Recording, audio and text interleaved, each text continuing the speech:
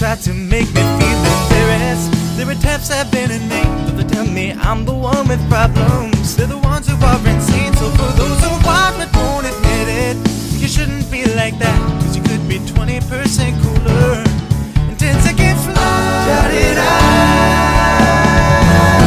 I'm proud to be a Brony. Yeah, yeah. I'm proud to be a Brony. Hello mares and gentle colts, my fellow bronies. Welcome to I'm Brony and I'm Proud. I've got the AquaticSun with me. G'day, Aquatic. Hey, it's nice to be here. I think I've told the story so many times, I think to everyone I've ever met. I become a brony. Well, it all started when I was tutoring a friend. I think this is when I had first heard of the show. He had a lot of issues with math, just wasn't one of his strong subjects. So his mom wanted me to help tutor him. And when I came over at the time, he said, hey, there's this show I think you might think is funny. I found some sort of music video about it. So he showed me the music video, and I think it was called Pony Swag was the name of the song. And it was just a really silly like dubbing of the characters and the kind of like a gangster rap homage. And I thought it was really funny, but I didn't really think much of the show after that. So Aquatic, you were asked to tutor someone in math, and straight away off the bat he asked you to watch a show to do with multicolored ponies. Oh yeah, he's an interesting character. We always got sidetracked on everything. It was like, so hey, you want to play this game? Oh no, wait, I think we should go outside instead. Oh man, look at this raccoon on the side of the road. Let's keep it as a pet. Like, it was just the weirdest little adventures we'd go on, jumping one subject to the other. So when I was supposed to be focused on tutoring him with math, I got through about 10 minutes into the lesson. He just said, hey, so horses. I was like, yeah, horses, cool. So I'd gone to his house again a few months later just to work on some artwork. His computer was better than mine when it came to it, and gone there often, but we didn't bring it up again until much later when I had gone there. And he told me his cousin would be heading over. And I think I've only met his cousin one other time during that period. And I didn't really know him too well. So I said, all right, I'll keep it cool, keep it funky fresh, as new kids say. So while working on the artwork, he came through the door. And when I looked back, I noticed something really strange about him. He had a belt that had some sort of clip on the side of it that had a key ring full of those McDonald's pony toys. So he had gone into the other room with my friend's little sister. I think she was around 4 at the time. I guess was interested in the show. So they go in the other room. I quietly kind of turned to my friend and said, all right, look, I know I'm into some weird and freaky things like the rest of us, but what's with the ponies your cousin's got? He said, oh, he likes My Little Pony. We watch it every so often. Something him and his girlfriend often do. And I go, oh, so yeah, his girlfriend got him into it. And he goes, no. He got his girlfriend into it.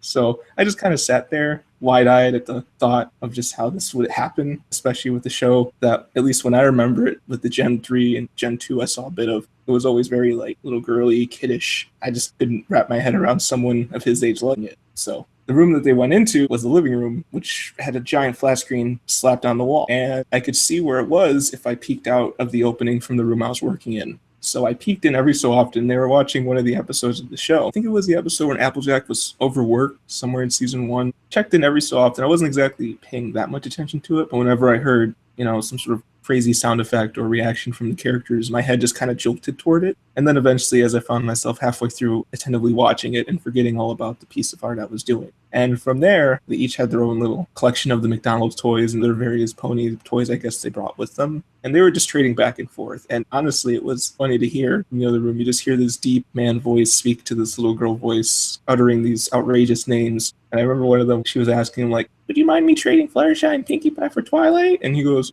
I don't know, Twilight's my favorite, in a super deep voice. And it was just really funny to me, trying so hard to hold back the laughter at that point. Oh my god, the brony stereotype is true. Actually, I haven't heard that story quite like that up to now. Not much happened after that. I just remember the little sister gave me a pony toy afterward of Applejack. She asked if she was my favorite. I saw her the most, and she was orange, and she liked apples. I mean, those taste good, so I figured, yeah. And then at that point, once I had left his house, my own curiosity sort of ate away at my head. I just started having them invade my dreams and things like that. I've always liked cartoons. I was always kind of a huge kid at heart. So I just said, I'll check it out. I'll see what it has to offer. And then when I looked up more about it through the internet, found a few weird memes, odd YouTube videos, just from a slew of searches. I said, wow, there's actually a lot of people that follow this. I'm honestly surprised. I think the first episode I started watching, because I didn't start from the beginning of the series. I had watched the one with Applejack and Verity during the sleepover. I think it was episode 8 of the first season. And, I just loved the way they interacted with each other and how the show blended different personality types and equally represented them and kind of had them do a lot of quirky things, say a lot of quirky things to each other without being offensive, having some genuine humor behind them. With that in mind, I said, wow, the show has a lot of potential to be a really great cartoon. I think I'll invest a bit of time into watching this. I think from there jumps to Halloween season 3 because I came in fairly late. It was when season 3 was about to start, and I remember making a Halloween costume at the time. My friend had forced me to marathon pony episodes over and over again just so I would be able to be caught up in time. And I was just making this costume like, all right, I'll watch 2 a night. That's it. Then I got to work on this costume I'm sewing and yada, yada, yada. He ended up just getting me to watch 4 or 5. It grew into its own addiction. And then, of course, at my own accord, I just decided to watch 4 or 5, a day, or I'd try to space it out in between work and stuff. It just became real bad after that.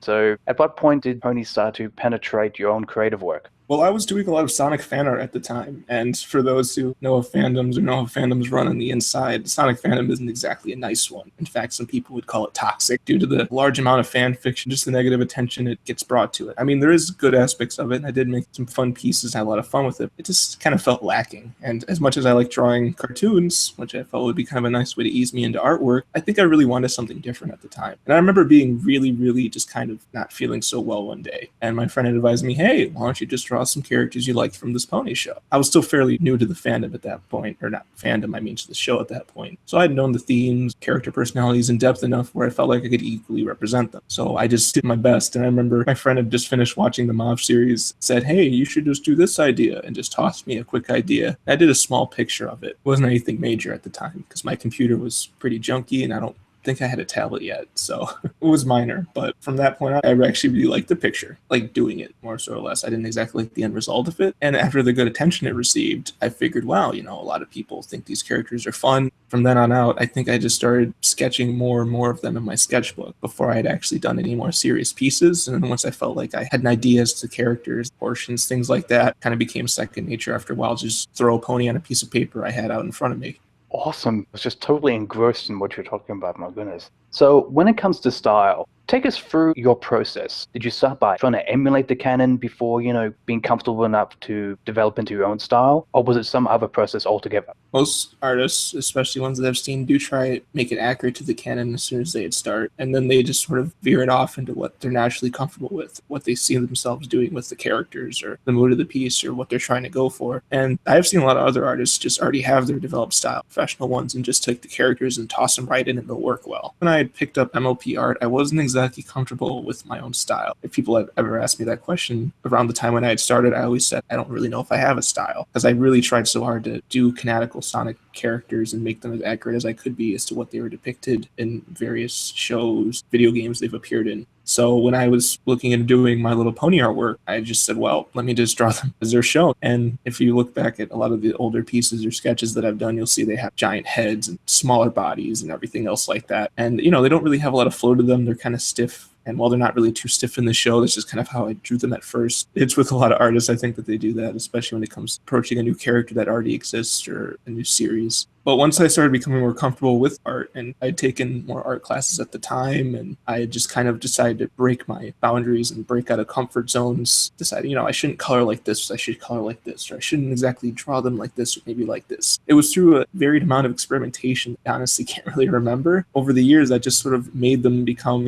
less of having the smaller bodies, having more bigger bodies, and just, more expressive like faces, and the muzzles kind of not being snapped to the side of the head as I used to draw. It sort of like evolved as I wanted the characters to evolve. And I think the one I practiced the most with was honestly Pinkie Pie, because I just loved the way that she could just kind of warp her face or warp any part of her body in various weird ways. And from there, I just built on her and proceeded the other cast members as I thought they would be shown. Fantastic. So do you have any influences that you tend to draw upon from the arts world? Canon has been now used everywhere to describe My Little Pony, but have you got influences that go back further towards perhaps the surrealist movement of the 20th century, the Renaissance, and otherwise? Or it could be perhaps events from life itself that has inspired you. When I started artwork, when I wanted to get into doing painting or other mediums, I really, really enjoyed artworks of like Edward Hooper and a lot of the more modern painters and artists. And I'd always thought that they had a really cool way of expressing themselves through their use of color, through their use of environment, and how they always positioned things were and where they were at. They always created really interesting scenes using, some of the most unusual things you think you would ever see. But that's what's great about art, is you can take smaller things or unusual things or things people wouldn't think of and use that to your advantage. One of the major influences as far as art was concerned was my teacher, Mr. Bailey. He was a huge inspiration to me throughout high school. I always felt like he should have had a job other than a high school art teacher. From the way he talked about just having to deal with students that weren't passionate or having to just do a lot of mundane artwork, you could see from his style that he really should have been destined for more. He had this really nice comic style where it was gritty, it was kind of wholesome, but yet it had a message behind it. And that's always something I really liked, was the fact he was able to take these type of imagery and warp it into something that spoke about his life or anything of the sort. He showed me a 30-minute Gandalf speed paint one time that looked fantastic. I had nothing to say to that. He has like these really odd scenes of female faces kind of being dismembered in half and just things like that, but yet he relates them to beauty or to like conflict. I haven't seen too much of his work, but from the things I've seen, he either speaks about those things or maybe it's just my own self-interpretation. But then again, that's the kind of thing art should give. I think he was always a really big inspiration. Kind of sad that the art teacher I had after then didn't really seemed to give off the same type of flair. And she was really hard on me at the time, very hard. Admittedly, I was kind of arrogant when I had walked into her class. I thought I had learned so much from my previous teacher, and I thought I had built myself so fast within a year that I could just be like, yeah, I'll just cream by this class and everything else. And she had this kind of like abstractist type of style, minimalism. It just wasn't something I always looked at often. But I didn't really look up to her as the same high accords I did with my past teacher. So I acted a bit arrogant and everything else, and she did shoot me down on a lot of projects I did, which I did put a lot of time into. So I felt kind of hurt by that. And it's just that whole case of, when you think you have something or when you think you're able to do something at that moment in time, and then it just kind of gets blown up in your face, it overwhelms you. And you start to feel like you failed yourself or you failed whatever you wanted to stand for with whatever you created. And at the time, that's just kind of what hit me really hard. I just kept running into brick wall after brick wall of just not being able to please this teacher, even please myself at that point. So, I was really shot down by the whole experience. And I think that's really what broke me and made me really want to quit art for a moment in time there. I remember one night I was looking through deviations as I watched a few artists who did pony work, looking at just some things back and forth, really just killing time since it was late at night. I wasn't really feeling like going to bed. Classes in the morning and dreaded it, but I had saw this artist, White Diamonds, it was her birthday in just about 2 or so days. So I said to myself, well, I really want to make a piece for her or something really nice for her. And I remember during the night of scrolling through random deviations, what kind of spurred this sort of idea that I really wanted to was I saw one of her art pieces and it just made me extremely happy at the time. It was great. Colors, the way the characters looked, the way they just kind of had this whole tone behind it. I was in love with it. I was like, this piece, wow. It just completely flipped how I had felt at the time. So I thought, wow, she really does a great job of just making the user feel happy, making them feel sad, making them feel kind of have this deep feeling. Just depends on which piece you're looking at, but all have their own moods that are told just by the color and the way the characters look. Throughout a lot of the pony artists, they do the same thing too, but hers just really struck me in particular. So I did this birthday piece for her. It was, done in 2 days. And what kind of really made me want to especially work really hard on this was the day before I had found a piece that had changed my mood. My teacher, she had just kind of laughed in my face about one of my other pieces because it was a fan art oil painting that I had done. And it was just something that I thought would be kind of fun. I just wanted to base it off White Diamond's pieces since I had looked at them in the past before that night. And it was just kind of sad when she had laughed in my face and rolled her eyes at just even the sight of it. So she gave it back to me and just said, take this and do what you wish with it. And that's what kind of helped me feel sort of destroyed at that point. But after I'd made the birthday piece and everything else, I didn't expect much of it. It was just going to be one of the last things I did for fan art. And then I told myself I was probably going to quit. And she had messaged me alongside a bunch of other people in the fandom. And I just said the nicest things about the drawing. And they said they really liked it. They liked my sort of mentality about artwork. And how at that point in time, I sort of flipped my feelings toward artwork and just sort of flipped my mentality in that I still wanted to pursue it, after seeing her pieces and how my inspiration just kind of jolted from there and really made me reflect upon myself and how that sort of happened. And I really, I don't know, it really just changed me. More appreciative of it than ever. After I had posted that picture, after all the good reception, White Diamonds herself even spoke to me and I felt extremely honored. It was fitting the way it happened. It was like something I really needed at that point in time. So we'd watch each other, talked afterward. I thought, wow, this community is really supportive. They actually do care about artworks that are submitted. That's what really sort of kicked me into it at that point in time. Outstanding. Your first teacher clearly comes off as a mentor, and teacher number 2, quite the opposite. And what that teacher should have done was nurture you and encourage you instead of meeting you with ridicule. It tends to happen a lot in the art world, but it should never happen, especially at that point. So, and some people are just mean because they're jealous. DeviantArt is a hell of a website where you can post your work, and pretty much 9 out of 10 people are really warm and giving you the feedback you need very quickly. As soon as you put up your deviation, within seconds, you'll get a response. I guess it's not just the pony community that's highly supportive, but also the DeviantArt community as a whole. So definitely a credit there. As far as a teacher for her was concerned, I wouldn't really have that class done any differently because just the exposure to all the mediums, while it wasn't good and while students should be able to find what they want to do and then work with that, felt as though her forcing me out of my comfort zone all the time, her slamming me for my work like that, it wasn't really building. It felt like it was more of a reality check that people or things in the art world can be like that because it's not all, cute ponies and fuzzy bunnies. It's a legitimate field. What people are passionate about. Some people, as you said, may be jealous. I think in her case, she wasn't more so jealous, but she saw my overconfidence at the time and really didn't like it. I think it was after talking to other students, it was just my style overall because I'd done cartoons. She wasn't really into cartoon-like art. So it could have been a multitude of things with her. I can't really speak on her behalf, but what I do say is that you're just more prone to seeing things you wouldn't have beforehand because you might have been just so blinded by what you were doing. I don't think I really had a fixed style or a style that I would have been proud of or appreciative at the time. I just think that I thought I knew enough that I would be good or I could just ace the class or I could do this or that. That's just not a good mentality to have. So as a teacher, I don't think she was good as a traditional teacher, one that you might think of. But as far as being a life lesson, she actually worked out pretty well in my favor. So I really like how this pony fandom thing evolved and how I've been a part of it. It's been wonderful. Well, that's very healthy. There's never positive or negative experiences. They're just experiences. And what you learn from those experiences, that's what counts. So, you can make mistakes. As long as you learn from them, sometimes the word mistake is not necessarily perceived by you, what is perceived by others. Art is highly subjective. Some teachers will stick to what they like and try and push that. Finding mentors in your life is great. You sort of can't force it, but it's really great when it happens. And usually it happens exactly at the right place at the right time. He was a really great mentor, and I love everything he taught me. Pencil techniques, that's what made me really get into pencil work. Airbrushing was something I'd taken with him for a short time. He always forced me to change up what I was doing, but in a way that not that he felt would be good for me, but that I felt would be good for me. He didn't really care about what your preferences were. He would work around it. And remember in later years, before I graduated, before I moved on to college and everything else, I showed him drawings I had done of ponies, things of the sort. And he's like, look, I don't know what's with you in this pony thing. I'm not really going to judge it, but I do think they look okay. And, you could work on this or work on that. So a clash of style for him. He didn't mind, giving me small tidbits of advice. Before I left, I'd gotten his number and everything. So I still keep in contact with him. And he was just a really relaxed, down-to-earth person. He actually thought my style was pretty interesting. It evolved. It kind of became its own thing. Grain of salt at the time because I said, I need a lot of time to improve. Thinking about it now, he actually made a pretty good observation. I think he's one of the few people that has seen my art other than my folks or my friends back home that have seen my art over the years and actually made a legitimate comment about it. So it's really nice that he actually remembered things I used to do and noticed it. I don't know if he still thinks of me now, but I haven't talked to him in such a long time. But he was really someone that was a huge stable at that point in art when I had first tried to see where I was or see what I wanted to do, make myself in the future. Well, on that subject of the future, where do you see yourself going? I think it'd be horrible if I said I didn't know, but I don't know.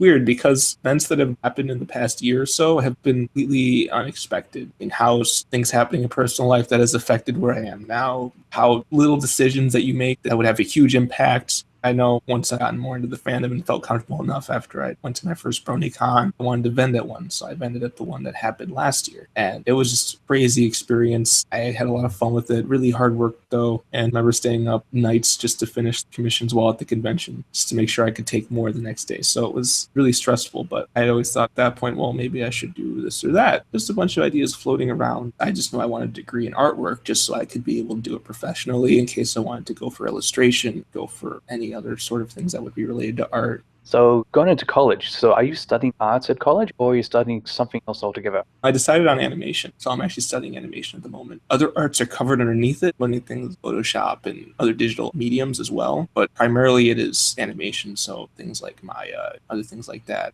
I'm not deep into the curriculum yet, but what I've been working at as of late, it's really eaten up my time, which is kind of junky because I really want to put more effort toward this fandom as I kind of seen people supporting me more and more through it, start to develop a little bit of a following, really enjoy the people that enjoy my artwork just for the pure fact that they actually enjoy things that I make. I always believe that an artist should have a good motive behind what they do and not just sort of make things just to make things. And don't get me wrong, a lot of successful artists have done that. Pretty sure have had that mentality or gone about it, but I don't exactly know how they would feel about the entire experience. But I've always wanted to feel great about the experience I was setting out to do, and that is to make art. It may seem kind of underwhelming that you're just in a room or just in a studio, just going on to add some paints or just drawing on a tablet. It's something just kind of seems simple first glance. It's something that I really feel strongly about, more so the influence than the actual action of doing it. It's just great to be able to post things or be able to make things and show other people, and they go, wow, this made me feel this way, or wow, this looks really nice here, or man, this put me in a great mood, or sad even, or this made me laugh. It's all about influencing the community around you or just the people you encounter, because I'm just open to anything. It's strange what can really influence someone or what can really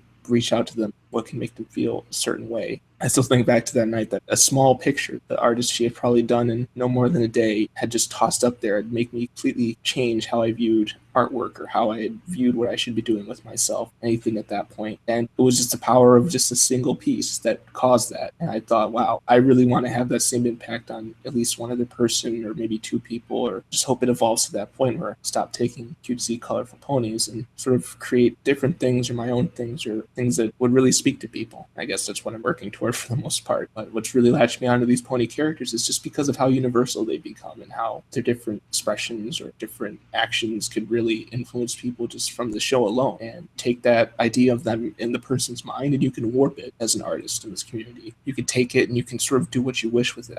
An artist who does zombified ponies, an artist who does very grimdark artwork, another one who does very happy, cheerful ones. I mean, you can name any type of artists and they would be within this fandom. Takes these well-known characters and just manipulates them in the strangest ways, but when you look at their pieces, their style's working well with it, and you just kind of get the idea of what they're trying to put on the viewer. Or maybe some of them are just completely out there to the point that you as a viewer feel what you feel and don't really see what the artist is trying to portray, or you feel differently from the artist regardless. It's completely up to how others see it. And that's what's so interesting, is that when you have all these really creative, colorful, interesting characters tossed in with just these different scenes and just drawn differently in different styles, and then you as a viewer with your own personal life experiences or things that you've seen or things that you've done, and when you look at these pieces, just the way that these clash, it just kind of makes you reflect on things. Sometimes you just look at them and don't think of much. Sometimes you look at them and think a lot. Kind of what I've been wanting to focus on more so in my life from this point on. Ponies right now, some would say it's a crutch, others would say it's kind of an influence. I think it's just another medium and not the physical kind.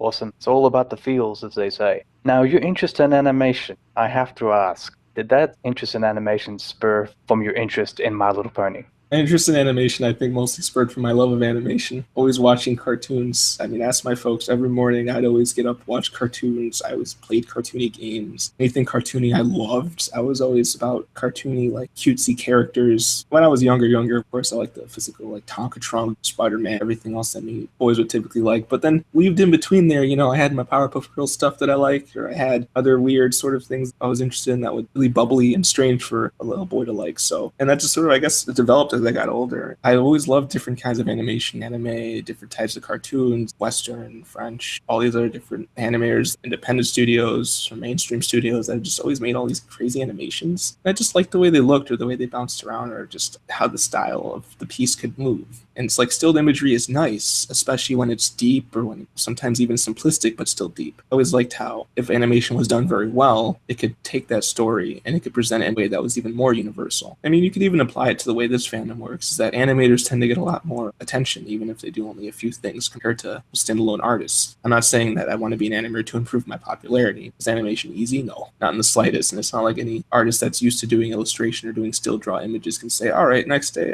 yeah, I'll make an animation. That sounds pretty fun. Because sometimes it's not. Not at all, as I'm learning. I didn't go into animation with that mentality, but just sort of grown on me. It's not easy, but if you work at it, you make something rewarding, and then it just feels all the greater when it's well received. Yeah, and you also need the patience of a saint. You talk a lot about the community and how the community responds. So I'm very curious, going back to your very first BroNYCon experience, what was that like? I was a kid in a candy store. It was just so silly. It was a really, really funny experience, just the entirety of it. I had gone there not knowing anything of what I would expect. I had an idea as to how conventions ran because I went to smaller anime conventions in the area, but BroNYCon being one of the largest pony conventions completely blew my mind. How many people were there, what kind of artists were there, and everything else. And I think I was glued to the artist alley for the entirety of the convention my first time going, aside from a few panels and other side events, but I loved it. I thought these artists that I had seen before online or that I had followed, because at that point when I attended my first Brony convention, I was really invested in the fandom to the point where I was like, like, yeah, I want to become this horse famous type of cool artist guy. Yeah, I could do pony artwork. Yeah. Still had that arrogance that I had from high school still lingering over. But once I saw the magnitude of the Brony art community and BroNYCon, the physicality of it, it really sort of gave me these ideas in my head, along with a bit of intimidation, because there's so many people that are really great at what they do, or that are really passionate, or that have their own goals in mind, their own ideas in mind, and they're representing it well, and they're getting well reception for it, that were just at that con. And it was just great to speak to them and everything else. But aside from that, it actually wasn't a very mature approach as far as the convention was. I was just as silly and weird as everyone else there. I'd bought hundreds of stuff from the convention, broke my wallet in half, and I actually got to meet one of the Brony musicians that I really, really liked at the time there too. It was Feather, and it started a collaboration between us for one of her songs. So, I mean, that was a really great result from that, and it kind of helped me break out of my shell a bit more and feel much stronger about tackling this Brony thing, especially when I had first seen the magnitude of how many people were there and all the attention that was going toward them. My first Brony convention experience was Prego Know You, and it was just this year, time of the recording of this podcast. So I didn't know what to expect. People were great, made new friends, and you were talking about being horse famous. Doing this podcast when I started, just to get to know what a Brony was, what a Brony is, and then moving towards, oh wow, getting to know these cool people and becoming friends and gradually evolving. And then just the night before the convention, about half a dozen people come up to me as like, oh my God, we'll listen to your podcast. I was like so humbled. I was like, oh my goodness. Or something when someone asked, can I take a selfie with you? It's like, oh my goodness, you've reached horse fame when your biggest fan wants to take a selfie with you. So like you said, you're not doing it because, you want to become popular. You're doing it because you want to do it, because you love to do it. And anything that's a byproduct of that, that's great.